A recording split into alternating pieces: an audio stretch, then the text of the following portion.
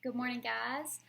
If you hear some barking in the background, that's probably Fisher. He's doing his morning barkies. But we're not able to go to the school today, so gonna have to stay here with Fisher barking in the yard. So I hope you can look past that. Today we're going to be reading chapter 23, where we left off last time. We had Carly go to Tony's house, and they sort of became friends. They had sort of a disagreement about their project, and then Carly comes over and sees that Tony has this very different life than she thought she had. Tony always made fun of Carly for wearing the same thing everyone else wore, but it turns out that Tony's home is so much nicer than Carly thought, and her mom is so much more normal than Carly thought, and Tony's almost embarrassed of how normal her life is, that she would rather it be a little more different. But then Carly has a chance to show Tony that she really is her friend, and she turns her clothes around so that Tony's mom won't think that Carly is some sort of good influence on her to make her more normal, because Tony doesn't want to be normal. She wants to be herself, and so does Carly. So that's where we left off. Chapter 23 is called Truth Hurts, Huh? Back at the Murphys, Daniel is tormenting himself with that basketball again. I'm feeling brave, so I go out. Remember, Daniel's not very good at basketball. Carly saw him at the basketball tryouts, and Daniel wasn't good. And so Carly is going to go out and play basketball with him. Hey, Daniel, how's it going? How about a little one-on-one? I ask. I'm practicing. No better practice than getting your butt kicked by me, right? He glares. Come on, I'll take it easy on you. I don't want to, I'm practicing. Besides, the teams aren't fair. So what? Go play in the road. Harsh, I laugh at him. I'm just trying to help you. He grits his teeth. Leave me alone. No one asked you. Look, you're a wussy mama's boy. I know, the truth hurts.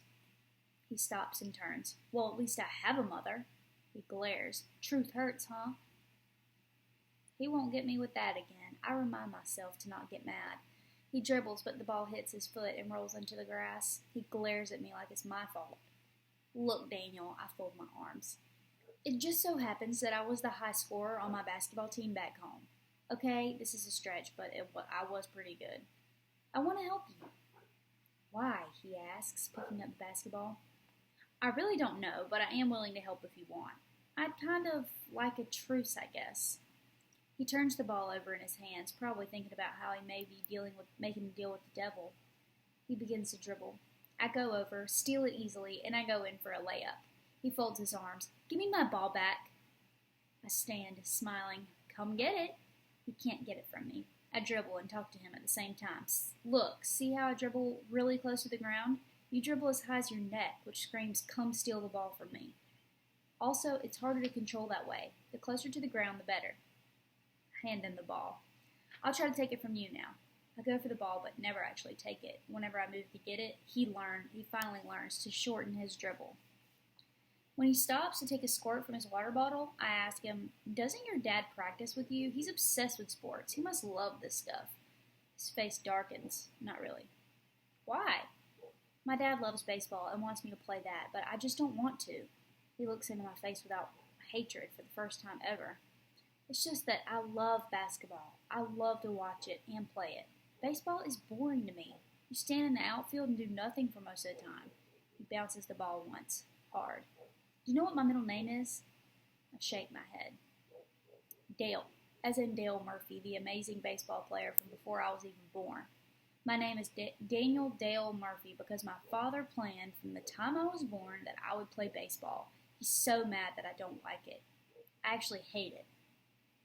He probably doesn't mind that much. He seems like the kind of guy that would like all kinds of sports, a real jock type. Have you even asked him?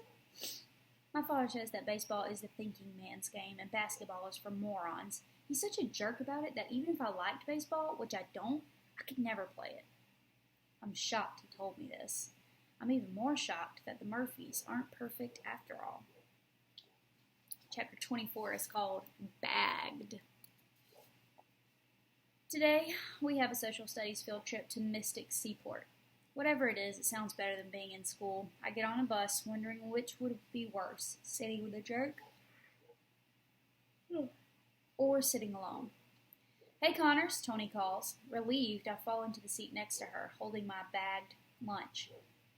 I try to hide Miss Murphy's handwriting on the bag. Carly Connors, period 1. I love sitting here, feeling just like everyone else. Normal. Mr. Rubin steps onto the bus with what looks like a band uniform and a tri-cornered hat, and most of us laugh. Good morning, ye lads and lasses. As you can see, I am your captain, he says in a bold voice. Aye, aye, Captain, Rayner says to Mr. Rubin. Always the suck-up. The bus driver pulls out of the driveway. Mr. Rubin is holding a sheet music, thinking that we'll all sing sea shanties. He has a better chance of getting this bus to land on Mars. Once on the road, Tony asks, So, that's some lunch you got there. You carrying a full Thanksgiving meal or what? I think about how nice Thanksgiving would be at the Murphy house. I shrug. How can you not know what's in your own lunch? She asks. I didn't pick it. Seriously, Connors, your mother still makes your lunch? Change the subject. Where's your lunch? He pats her pocket. Right here. 2 Andrew Jacksons will take me through lunch and to the gift shop. My mother used to quiz me on which presidents are on money. You got $40 for lunch? Sure, Connors, she says. She leans over and looks at the writing on my bag. Here comes the teasing. So open the bag. Let's see what you got. I guess she must be hungry. I open the bag and pull out a turkey sandwich, red grapes, banana bread, fruit roll-up, and 2 juice boxes at the bottom. There's a note, too. Have fun. Be safe. Love, Mrs. M. Mrs. M? She asks. That stands for Mrs. Mom. It's a joke we have. I pause. I know, it's dumb. Does she write notes like that a lot? Tony asks. Yeah, she likes notes. She leaves sticky notes over the sink and stuff. Kind of sappy. Tony is quiet, turning to stare out the window. So, have you been to Mystic before? I ask. Yeah, lots of boats. Thrill a minute. Lunch counter isn't bad, though. Burgers and fries. Really? She turns toward me. Soda, too. Listen, Connors, I'll do you a favor. How about I buy your lunch off you for $20? Then you'll have money for lunch counter and gift shop. Are you kidding me? Sure. I take the note out and hand her the bag. No, you have to leave the note. But why would you want that? It's part of the lunch, Connors, that's why. I stare at it. I really want it. But $20 is so much money. Okay, deal. She starts digging through the bag, eating grapes, reading the note. You're all right, Connors, she says. And that's where we stop today. Be sure to tune into the Flipgrid discussion. Have a great day, guys.